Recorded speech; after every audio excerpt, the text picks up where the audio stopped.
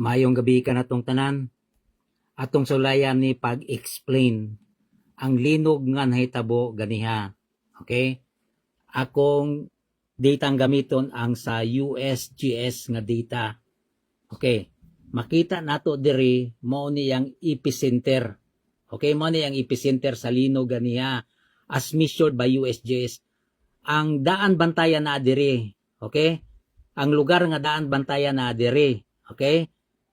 Daan bantayan ni siya, daan bantayan ha, daan bantayan. Unya, usa sa mga lugar sa daan bantayan na gitawag og kalapi. Di lang kay ang Bohol na kalapi. Napos daan bantayan ang kalapi. Napoy ngalan diyang lugar nga kalapi sa daan bantayan. Ya. Ang kalapi, ang west niya na dire, ang east niya na dire. So, east man niya, southeast, padulong dire sa Ubos. Makita nato sa USGS, this is a depression. Kapasabot ni siya nga there is a slab or a plate here, a fault rather, nga aktibo ni siya. I hope nga naanis mapa sa PBOX ha. Atong lang taon ni sa mapa sa PBOX kun na-appeal ba nila ni og mapping ning kayong dapitan ni kay active ni kayo as measured by USGS. Now, paglino ganiha kay duol man yang rupture point, kanang rupture point kanang pagkahugno ba kay na may nahugno sa ilalom sa kayutaan, ilalom sa dagat. Di ba ang ilalom sa dagat yuta, bottom of the sea, yuta ng bottom sa ilalom, beneath the bottom of the sea, 10 kilometers beneath naa dito ang rupture kanang nahagsa. Kay lagi duol man 10 kilometers, we consider this one in earth science as a shallow earthquake, mabaw. Kay mabaw man, ang iyang vibration, dali lang maabot sa ibabaw, kay mo travel ba ang vibration pag hugno, na ay mga seismic waves. Ang unang maabot, kanang gitawag P-wave. Kanang P-wave, pinakakusog nga uyog ang P-wave. Faster na siya, pila speed, between 5 to 12 kilometers per second. So, diring dapitas daan bantayan, sila'y unang sinati sa pag-uyog diri sa daan bantayan. Gani sa mapa unya akong ipakita ninyo, posibleng naa na mga pagkatumpag, mga landslide diring dapita o diring dapita. Posible ning na mga landslide diri ha. O posible ni kay duol man sila sa epicenter. So most likely na mga pagkatumpag diri. Ha? Na pagkatumpag diri. Now, pagkahugno sa ilalom, the first wave to arrive the surface is a P wave. Kay pinakakusog ni siya.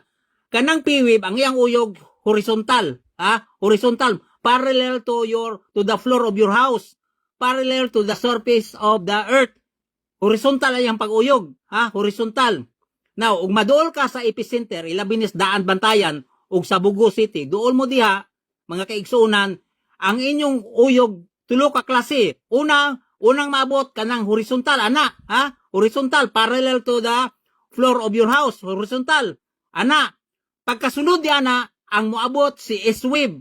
Ang S-wave, ang iyang pag-uyog, untol-untol. So, most likely, kini mga tao diri, at least duha ka klase nga pag-uyog. Ang horizontal o ang vertical, untol-untol. So, namoy kabiniti namoy lamisa, untol-untol to, ganiha.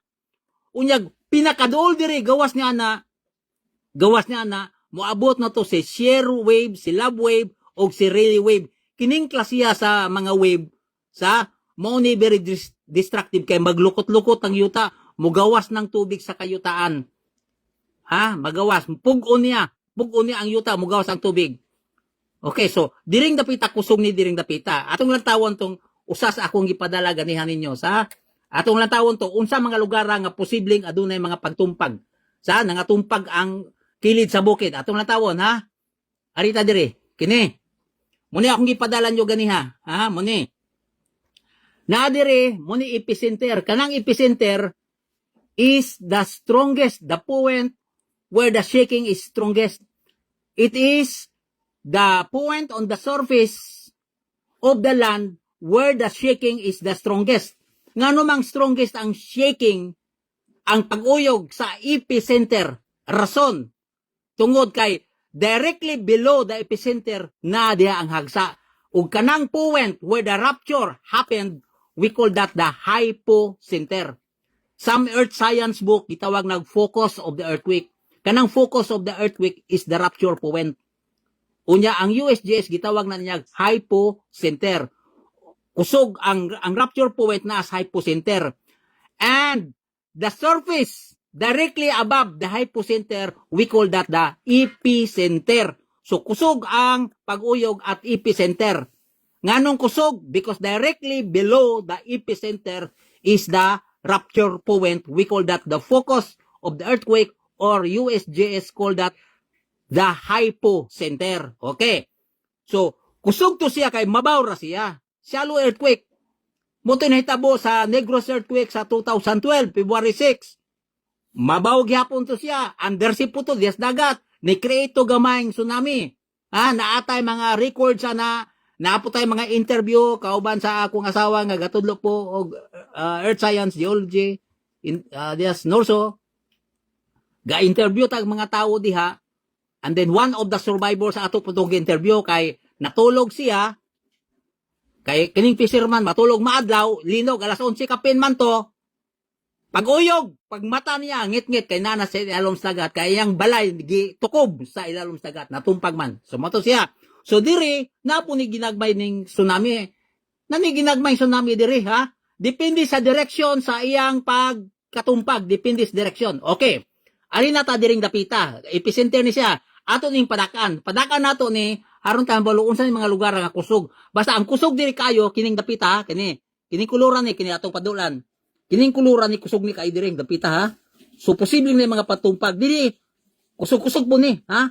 Magkalayo sa epicenter dili na kay kusog. So diri sa Negros nauyog dugay-dugay to. Dugay-dugay na hunong.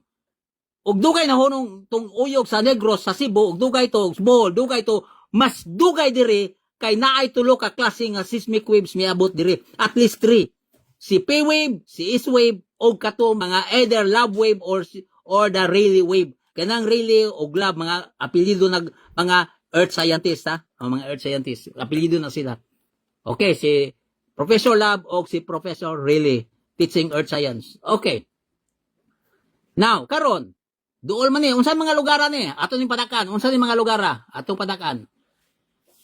Aron makita ta unsa ni mga lugarang padakan pa. Kini. Dako na siya, dako na. Karon. Kabantay mo ini nga naa diri depression kanabang naay naubos nga yuta, so very active ni siya. Bason po lamang na-appeal ni sa mapping ni P-Box ha. Bason po lamang na-appeal. Okay. So kiring dapitan ni kani sila kusog ni lugar king dapitan ni.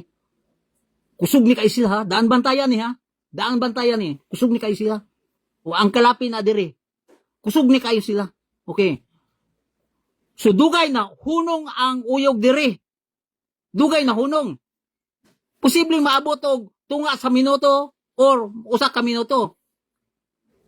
Og pananglitan og pareho ni sa Japan katong 9.1 magnitude ang gikusgon sa katong Japan earthquake. Og pareho ni gikusgon 5 ka minutos nga uyog, dugay na hunong. Kato, pinakadako na ito, usa ka minuto. Kaya ngano, unang pag-abot, uyog nga parallel to the floor. Parallel ha, parallel. Ikadawang uyog, si S-wave, untol-untol. Ug namoy lamis na, mag-untol-untol, ha? Malipong mo, malipong. Kay gawas nga, gauyog ana, muuntol-untol. Pag-abot atong love wave o Rayleigh wave, lukuton ang yuta, pugon ang yuta, mugawas ang tubig. Pugon ni siya. Kay grabe ang pagka-klase sa uyog, ha? Complicated ni si love wave o si Rayleigh wave. They are the seismic waves.